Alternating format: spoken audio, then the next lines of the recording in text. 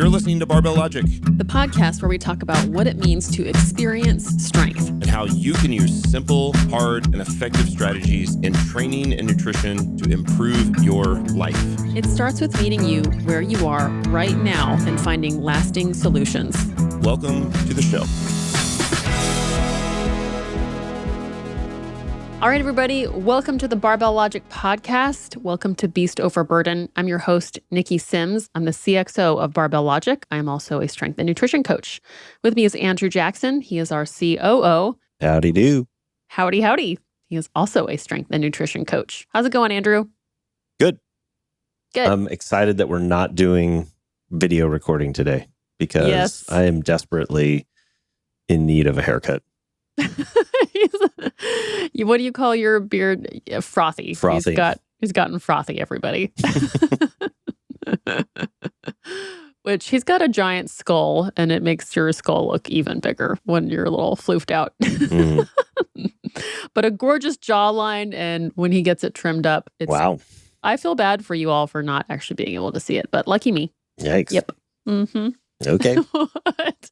So what are we talking about today?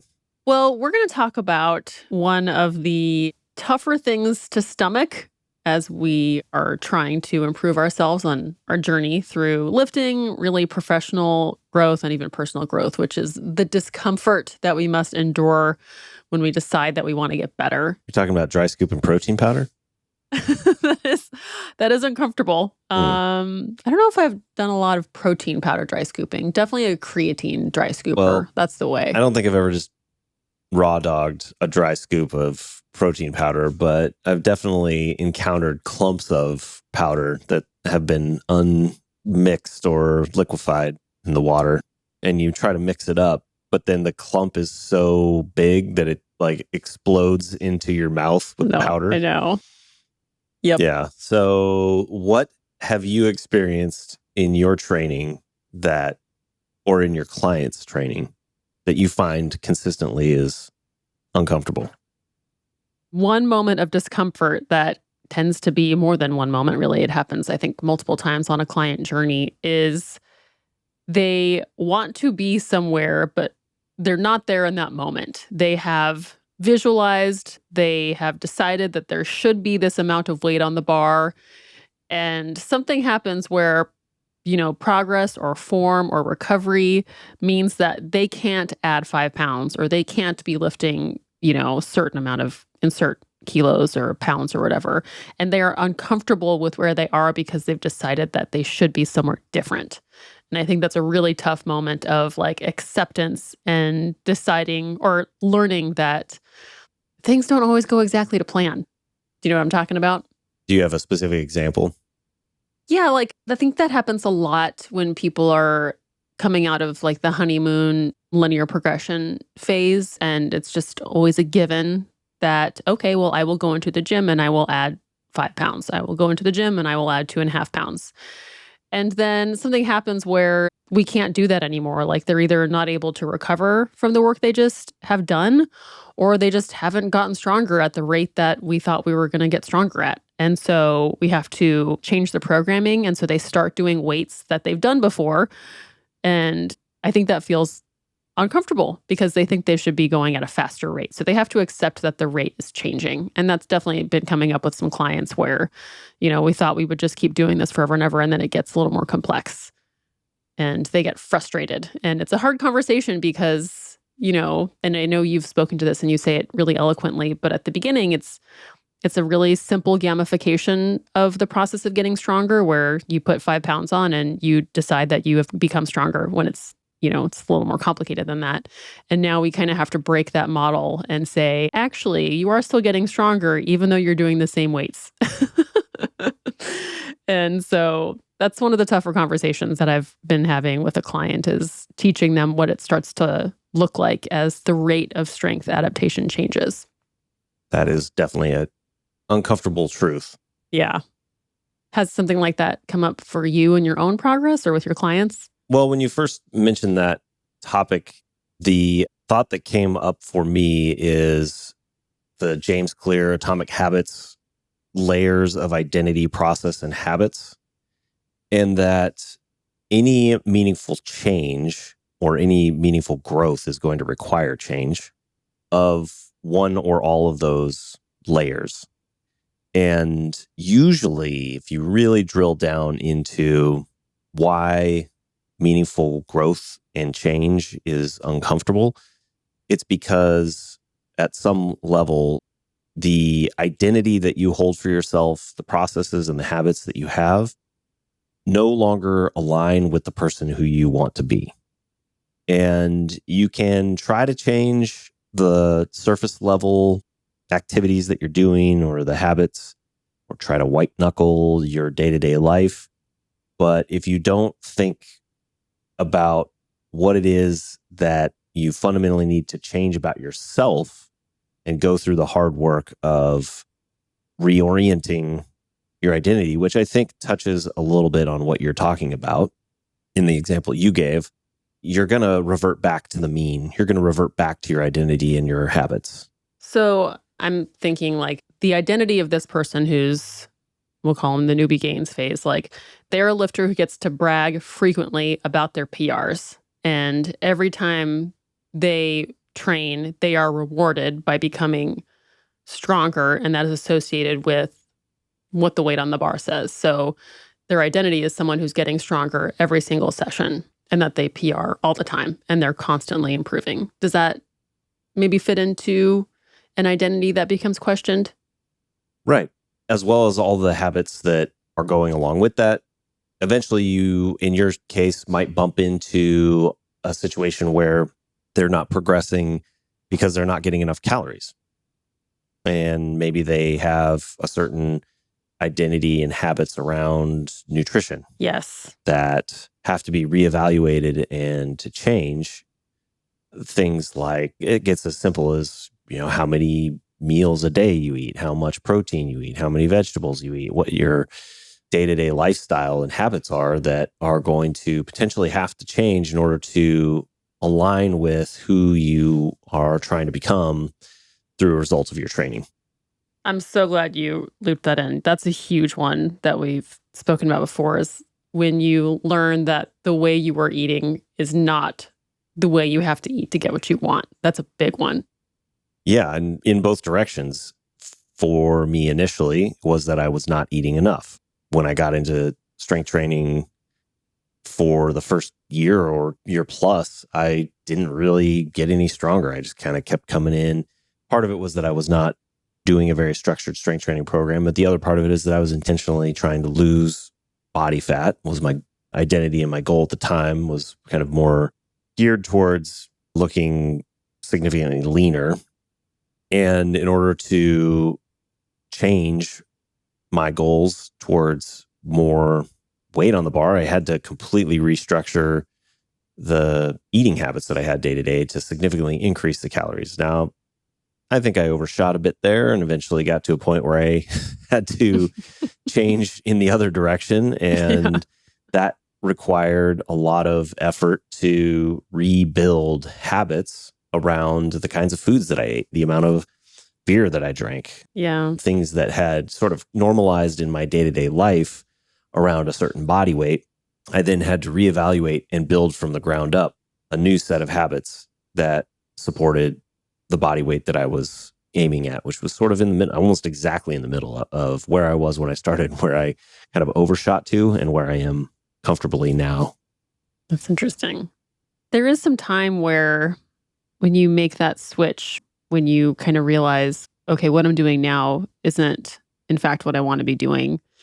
I think people go through certain emotions like embarrassment, fear, sometimes I think I want to say guilt, where they see that the actions aren't aligning, even though like a week ago, their actions might have been aligned with exactly what they wanted. And then a week later, they realize that's not the case anymore. And I think that's actually a really tough emotional moment to break the actions from the new identity that you're seeking, where the actions don't align with that anymore. I think that can be a tough transition. Yeah, I think that there's two levels to that. One is that it, on some level, requires that you admit to yourself that the person you are today is not the person you want to be at some point in the future, there's almost a negative connotation with that. Yeah. That the person that you are today is inadequate, or at least it's not living up to the standards of the person that you are trying to become. I totally feel that. Like, that is an emotion that comes up for me where it's as soon as I learned that I can be better, I pretty much instantly feel bad about who I am at the moment. And it definitely takes some energy to give myself some grace in that moment. So, yeah, you hit the nail on that one, I think. The second aspect of that is you're trying to make these uncomfortable changes and are probably going to fail is some significant percentage of the time, which also has negative connotations because progress is not going to be linear with a process that requires you to overhaul your identity processes and habits. So you get this double whammy of feeling inadequate and then failing, which is, it's challenging to set a goal immediately creates those two consequences of inadequacy and failure. Yeah. It's built into the process. That is a very uncomfortable truth that by definition, having a goal that you're reaching for that is different than where you are today requires you to accept inadequacy and failure. And it really like calls on you, and hearing you say it that way was really helpful. Like, it calls on you to say, thank you for me being able to see that difference now, because now I know that I can improve. And if you didn't see that, then you didn't know that you could actually grow. The whole ignorance is bliss thing where you just are happy in your current state of being. And then when you see this revealed and you feel that, you can actually be grateful to know that that plan actually exists. But yeah, it's tough there for a minute. Yeah, and it requires you to let go of judgment. I was just reading a quote the other day. I'm not going to be able to recall it, but the short version of it is that in order to get out of your own way, one of the most important things you can do is let go of judging, particularly yourself. And it certainly doesn't add a whole lot to your day if you're walking around judging other people either. Leave that to higher powers or others if that's your jam. But judgment is something that is so normalized in our day-to-day lives. We're expected to have judgments about everything. And it rarely adds a whole lot of value to spend a lot of time on it. So even if you take feeling inadequate and failing at their face value, the negative connotation only comes when you bring the judgment in. When you decide, oh, that's bad, I shouldn't be feeling that way. Right. There's nothing inherently wrong with being inadequate or failing. I think there's things that you could judge about how you deal with failure or inadequacy, depending on your worldview. Or at least there's things that you're not going to accomplish if you wallow in inadequacy and failure. But those are part of the process of striving for anything or any kind of process improvement, is being able to accept the now, to use your model from a few weeks back, aim at some target that's where you want to be and start chipping away at making those changes. And it's going to be uncomfortable by definition the entire time you're trying to find that edge of comfort and push in the direction that you're trying to go a little bit at a time, knowing that there's going to be pendulum swings back, and then you got to dust yourself off, keep going, and take one minimum effective dose step at a time. Yeah. It's also kind of neat too, when you decide, who you want to be, and you list what the habits are of that person, you can really start to see how doable it is for you to achieve, especially if you take it one thing at a time. There might be some steps that are, 3, things away, or some habits that are further away than others, but you can really start to envision yourself as this new person, and you create the map of how to get there. And that can feel really good. It can give you some reassurance for when you're in that moment of, instant frustration of not being there already. At least you have something that you can take action on. And this is something that I've always really admired in how you work, is you create action for improvement. And by identifying the distance between the two, you can start making steps forward. And that feels good. We all feel good when we do that. Yeah, I think that's also where a coach becomes so valuable, because you are hiring somebody to outsource a lot of that work. You're hiring somebody who has the ability to see your potential. You tell them who you want to become, what your goals are, what you're trying to accomplish, usually because you're stuck and you haven't been able to figure out how to do it on your own, or you're 2 steps forward, 1 step back, or maybe 1 step forward, 2 steps back, spinning your wheels. And a coach is somebody who can see and has experience going from where that person is to where they want to go, and can help them build that vision, maybe flesh it out more concretely. Like you said, coach them through thinking through what those steps are, and then break it down into incremental, achievable steps. Like workout by workout, week by week, that bite size, that is so helpful. Exactly. The client gets to show up, open their app, in our case.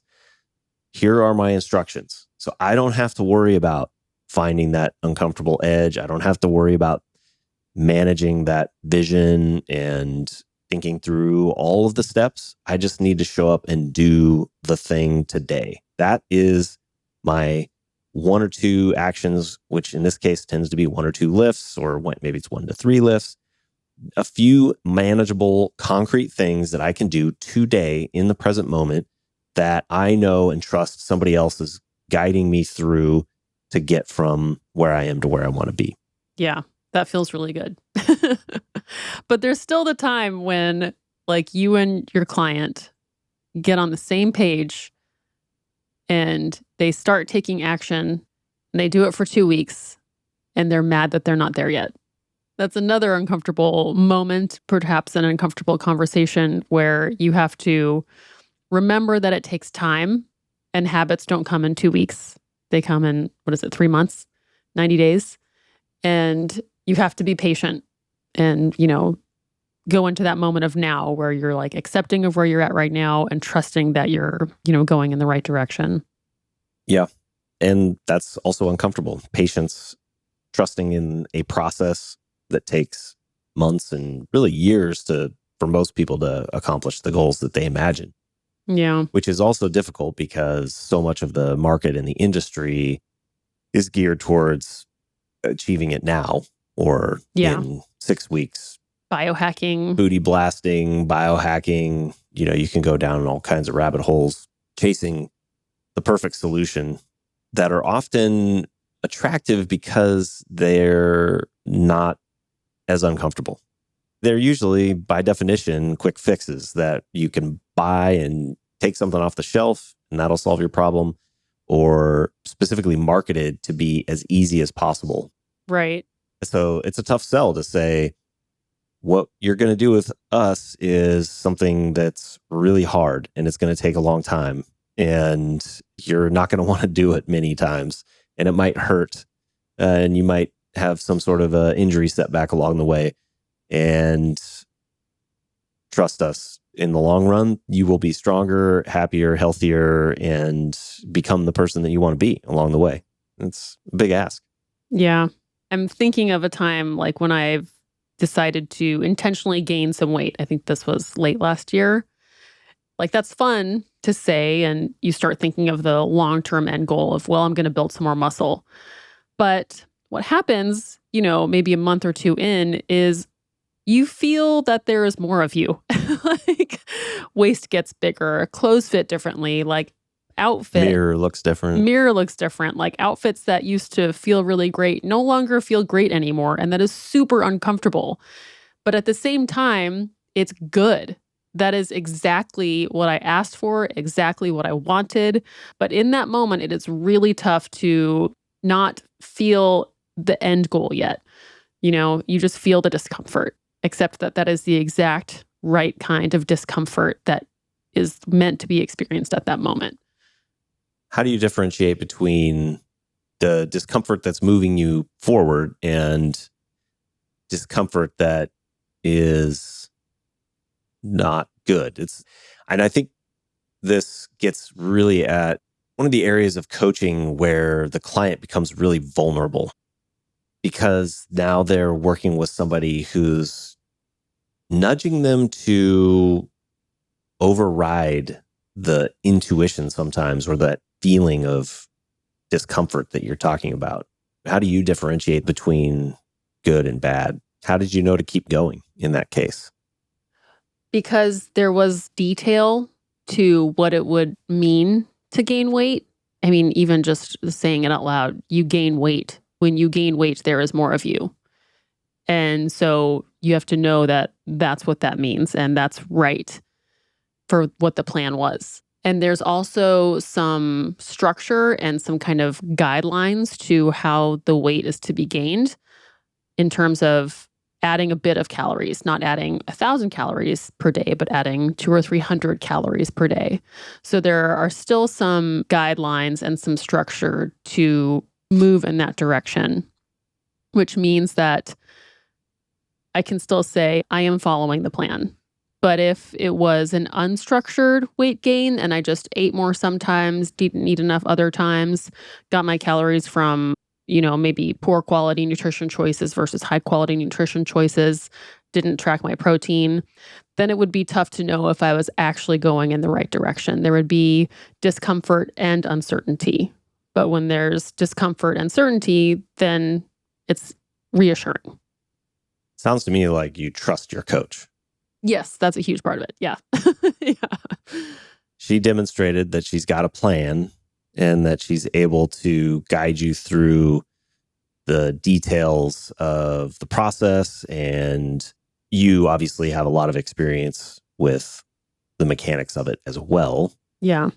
And she and you delivered on the results. Yeah. Back to my ability, integrity, and benevolence. You know, she cares a lot about you and your training, and you guys got the results. You stuck to the plan, and your coach stuck to the direction, and the results happened as it predicted. And so the discomfort was limited around ultimately that change in identity and feeling in that moment, but it aligned with where you wanted to go.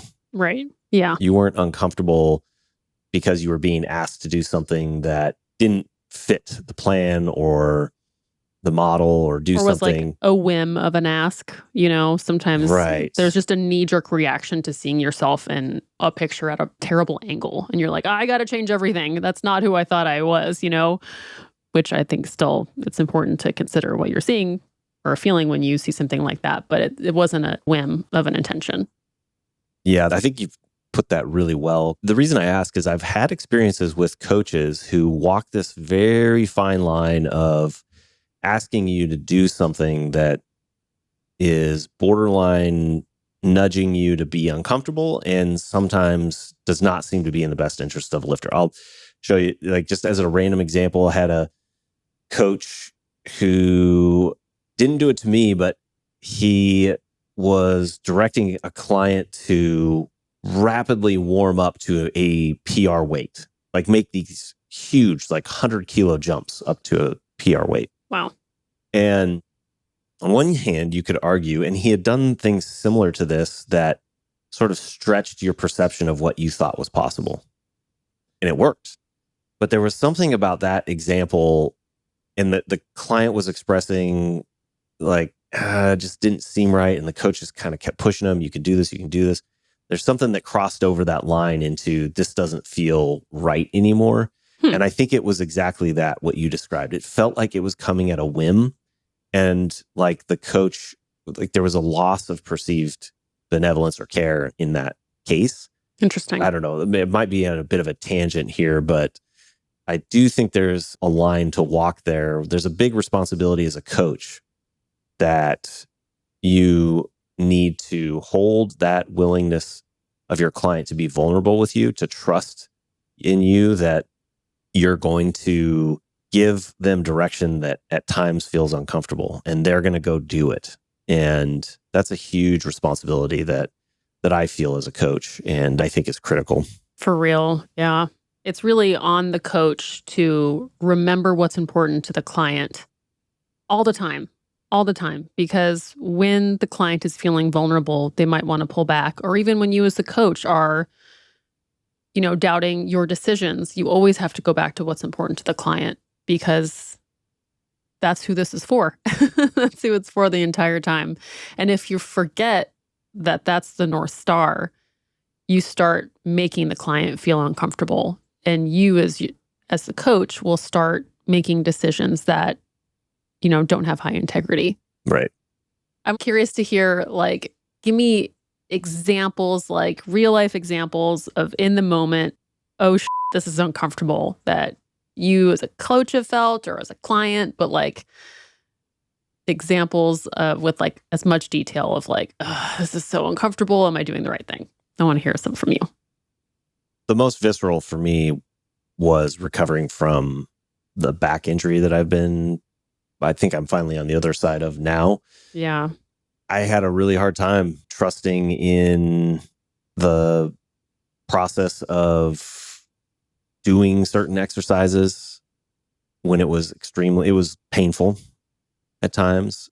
Counterintuitively, I also had trouble letting go of my identity as a 500 plus pound deadlifter for reps, and needing to let go and warm up as if I were less than a 400 pound deadlifter for reps. And so there was kind of an interesting push pull there, where there were some exercises that I didn't want to do that I needed to do, and there were some weights that I wanted to do that I shouldn't be doing. And so I was feeling discomfort in conflicting directions, actually. And that, I think, stalled my progress a lot, because I wasn't bought into the process. And also during that period of time, I had a lot of external variables personally, but then I was also changing coaches a couple of different times. So some of that was just bogging the process down. But I would say that's the most concrete lifting example. There are infinite personal and professional examples that come to mind. I think lifting and training is becoming less of a good example for me anymore, because that's so embedded in my identity that I'm going to lift no matter what. Right. I don't have any resistance to that idea. Even when I feel terrible, I'm going to go lift. Well, you've gotten, 20 years of reps practicing that at this point. So there's little subsets of the lifting and training process that I might have slight discomfort, but it's much more now on personal or professional development, where I will have major roadblocks that are preventing me from doing something that I need to do in order to accomplish the end goal that I'm aiming for. And the pattern that I have of my day-to-day life, whatever it's like, the most concrete example there is I've, over the course of my life, have a tendency to react to my emotions as if the emotions are my reality, as if The source of truth. the source of truth for me. And I identify almost with my emotions. What's challenging about that is that's been a huge motivator for my entire life, competitively, professionally, personally. I've been driven by reacting to those emotions and accomplished a lot.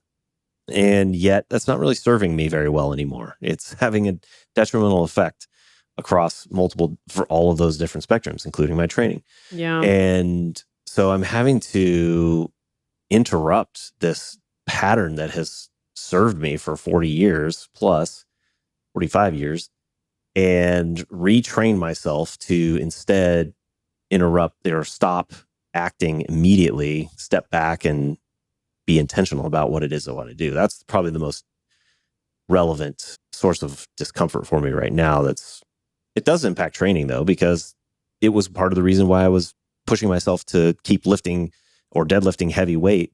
And then I would re-injure my back or just undo a lot of the progress. And I kept resetting. And I had to step back and be like, okay, well, this isn't working for me anymore. Yeah. So what do I need to change about the way that I'm approaching this to be able to move forward? You had spoken about it's a book that you're reading about. One of the rules of power is breaking rules. And for me, when I was chewing on that more, it made me realize you have to break your own rules sometimes. That's right. And that sounds like what you were doing as well. This was a rule that I was living by, and now I need to break it. And that's what will move you forward, which I think is really cool. Yeah. And what's difficult about it many times is that you might not be aware. Awareness is always the first step. You don't even know that you're operating on that. It wasn't like I was walking around most of my life saying one of my personal rule sets is whatever emotion I'm feeling in the moment, I'm just going to react to. Right. It took me 45 years to even notice, like, wow, that's something I'm doing on a regular basis. And sometimes it's fun because then if I'm in a good mood, that's great. Yeah. Fun takes over. Exactly.